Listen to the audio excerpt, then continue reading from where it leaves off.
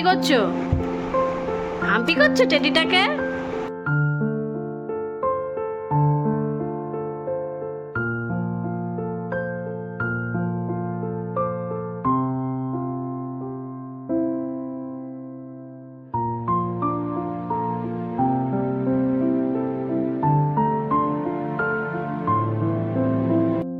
Good morning everyone, welcome back to my channel.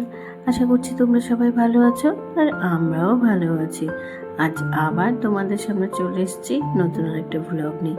I hope তোমাদের ভালো লাগবে। আর এখন ঘড়িতে বাজে সকাল 8:30, 9:45 মতো। এখন থেকে তোমাদেরকে সাথে নিয়ে আমি আমার আজকের ব্লগটা এখান থেকে স্টার্ট করছি। দিনটি ছিল রোববার, তাই হাজব্যান্ডও বাড়িতেই রয়েছে। টুবুকে ঘুম থেকে তুলে এনে ফ্রেশ করিয়ে ওর খাবার খাওয়াতে নিয়েছি। সে না, একদমই ওর খাবার মুখে দিতে চাইছে না। আমরা যা খাচ্ছি তার থেকেই একটুখানি মুখে দিয়েছে। আজ আমাদের সকলের জন্য ব্রেকফাস্টে করা হয়েছিল আলুর তরকারি, তার সাথে কচুরি। টুবু না ওই আলুর তরকারি থেকে একটুখানি আলু খেয়েছে, আর সকালবেলা ওকে কিছুই খাওয়াতে পারেনি।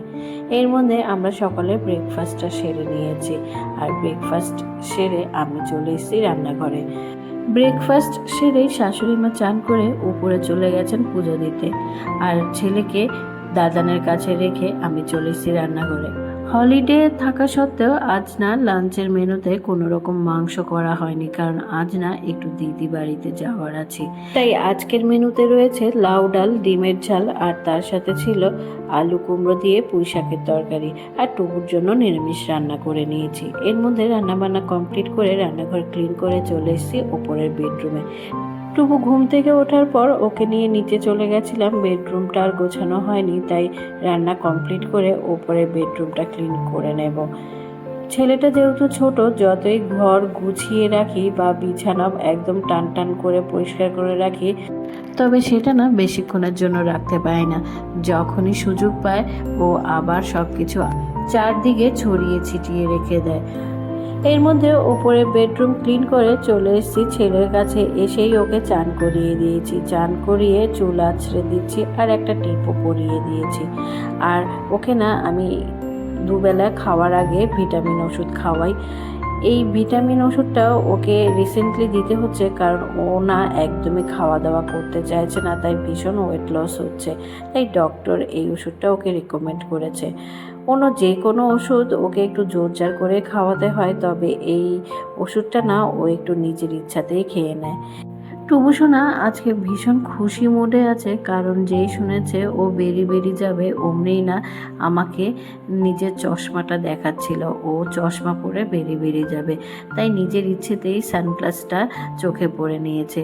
আর এর মধ্যে ওকে দুপুরের লাঞ্চটা খাইয়ে দিয়েছি। আজকে যেহেতু বেরিয়ে যাবে, তাই বাবুর মনটা না বেশ ফুরফুরে আছে। যখনই শুনে বাইরে বেরিয়ে যাবে, সে কি আনন্দ বাবুর, সেটা আর দেখার মতো না। অনেক রকম করে বায়না মিটিয়ে দুপুরের লাঞ্চটা খাইয়ে দিয়েছিলাম। এর মধ্যে ওকে লাঞ্চ খাইয়ে আমি চান সেরে চলে এসেছি। বেশ কয়েকদিন টানা গরমের পর আজ না সকাল থেকে ওয়েদারটা ভীষণ মেঘলা মেঘলা ছিল, তবে দুপুর হতেই না মোটামুটি জোরে সোরে ঝপঝপ করে বৃষ্টি নেমে পড়েছে।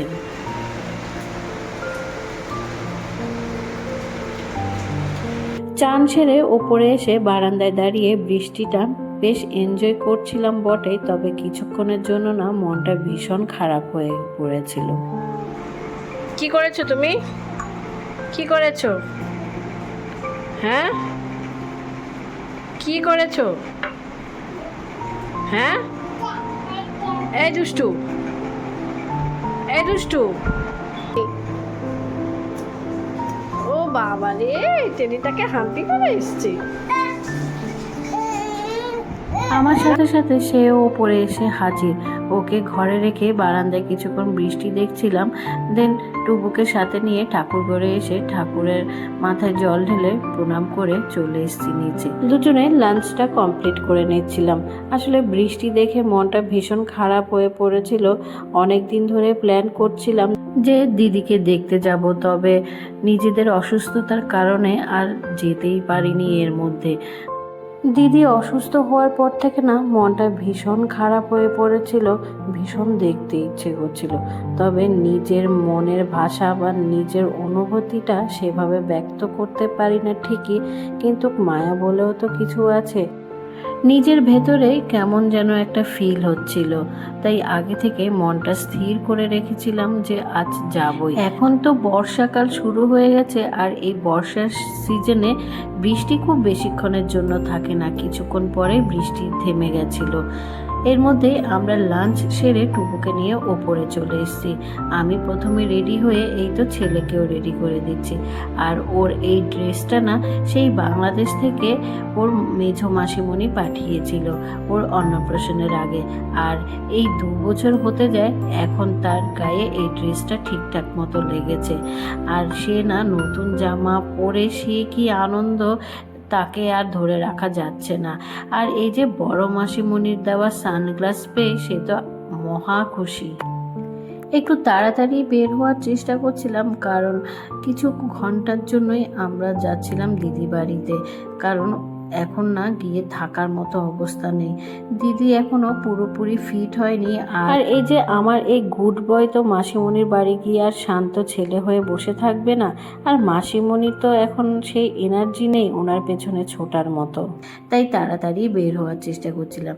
আর আমাদের লিটল হ্যান্ডসাম বয়কে এই সানগ্লাস পরে কেমন লাগছে তোমরা কিন্তু জানাতে ভুলো না।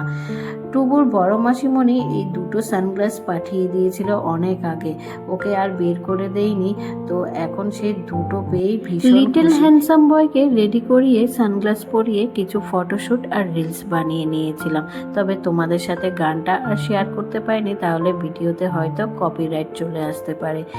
নামুয়া দাদানকে টাটা বাই বাই করে রাস্তায় বেরিয়ে পড়েছে ঠিকই, তবে রাস্তায় বেরিয়ে সে বায়না শুরু করে দিয়েছে রাস্তায় হাঁটবে না, মাম্মামের কোলে উঠবে, তাই ওকে কোলে নিয়েই বেরোতে হলো। এর মধ্যে আমরা দিদির বাড়ির কাছাকাছি পৌঁছে গেছি, মানে ওদের বাজারেই পৌঁছে গেছি।